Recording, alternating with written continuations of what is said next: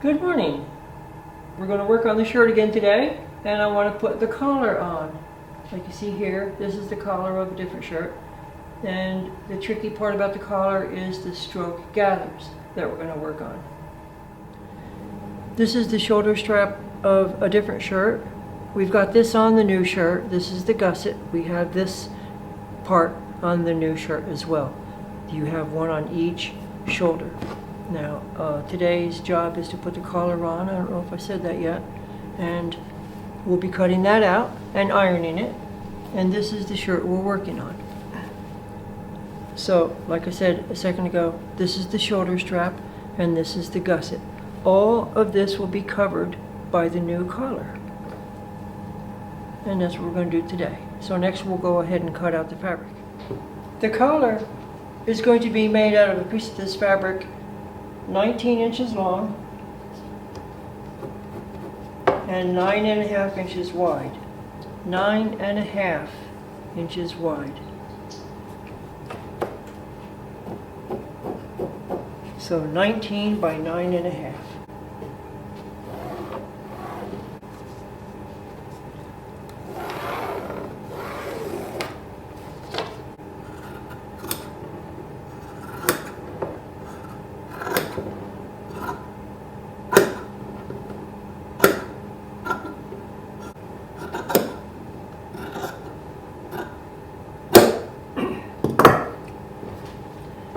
And now we're going to iron this nice and flat and fold in the edges.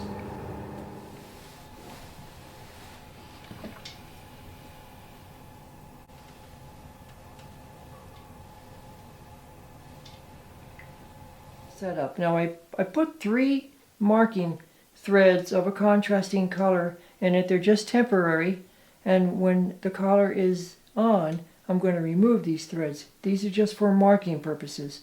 And I put corresponding threads on the shirt itself.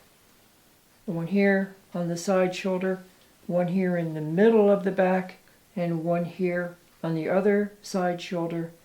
And they will correspond to the markings on the collar. So what I'm going to do is match up, grab a needle, match up these threads, and pin it in place. So here's the middle of the back, this one is the middle of the back, and here's the middle of the collar. I'll match those two points up.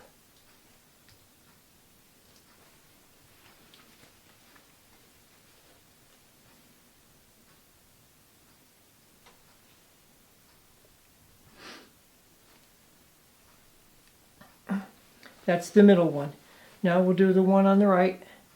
I want to tell you that when you pin the collar or pin fabric to a project that is stroke gathered, you just want to barely cover the 2 parallel threads that made your gathers. So we're going to match up this blue thread to this blue thread, pin that in place. Grab another pin. I'm going to go over here to this side and do the same thing. So here's the blue thread on the collar, and here's the blue thread on the shirt. I want to kind of line them up a bit and pin that in place. Just like that. Takes a lot of fingers to do this. Okay, so that's pinned on, and they're all lined up. The only other thing I want to do before I start sewing is I have to finish pinning, but I want to pin the ends of the collar in place.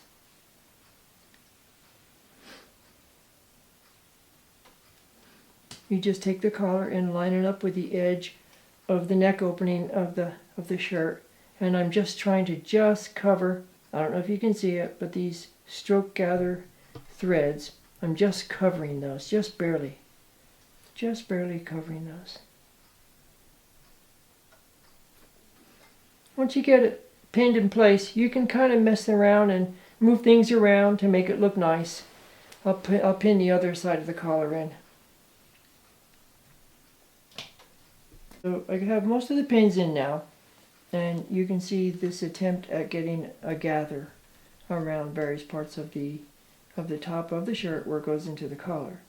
And the reason why they call it a stroke gather is the idea is that you would take the tip of your pin or your needle and you just kind of push these gathers around so that they suit you, so that they look kind of nice, just like that. Push them around, you're stroking them around, and then you'll pin it in place. So I think I've got just about all the pins I need. There may be one or two more that I'll need to do. All the way around, from one end of the collar, all the way around to the other end of the collar. So the next step is to start stitching this. I'm going to use I think I'll use a whip stitch. Alright, I've taken a needle and some thread, and I waxed it, and I'm ready to start sewing. I like to use a whip stitch for this particular seam. I used to avoid using whip stitches, but lately I've come to like them again. So I like to start on the inside of the garment because I've put a double or a triple knot at the end of the thread. And I want that to be buried inside. So to do a whip stitch, we'll pull that needle and thread through from the inside to the outside. It exited the very edge of the collar. Now I'm going to dive straight into the fabric of the shirt by just a little bit, and I'm going to protrude the head out of the collar again. I'm going to put on my thimble. I like using a thimble. If you do as much sewing as we do, you'll come to like a thimble.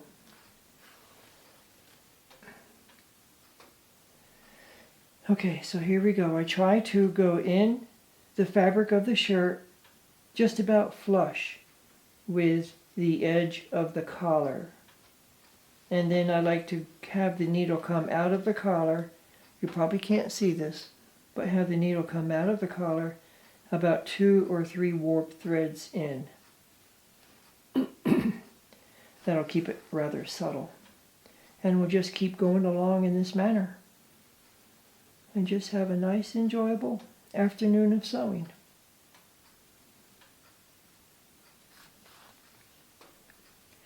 We used to make these shirts out of lightweight linen, but we've begun to rethink that idea. Because since these shirts, or especially my shirts, are work shirts, I've been using more of a medium weight linen. And for thread, when we used the lightweight linen, I used an 80 weight or 100 weight thread, but since this is medium weight linen, I'm using a little bit thicker thread, a 50 weight. Maybe it'll stay together better. So just keep sewing. Yeah, after a while you develop a bit of a rhythm, and you try to observe these gathers, these stroke gathers, and with the tip of the needle, I'm able to kind of push them in place. Part of the beauty of these shirts is the fine needlework that you do, the beautiful little stitches. Well, here's the collar so far. I've got the back side of it sewn, and turned out pretty good. Nice stroke gathers. It's gathered nicely all the way around there. And so the outside back is sewn. Now the next step is to sew the inside. Sew the collar to the shirt on the inside now. So I'll be working on that next. And then we'll start working on buttonholes.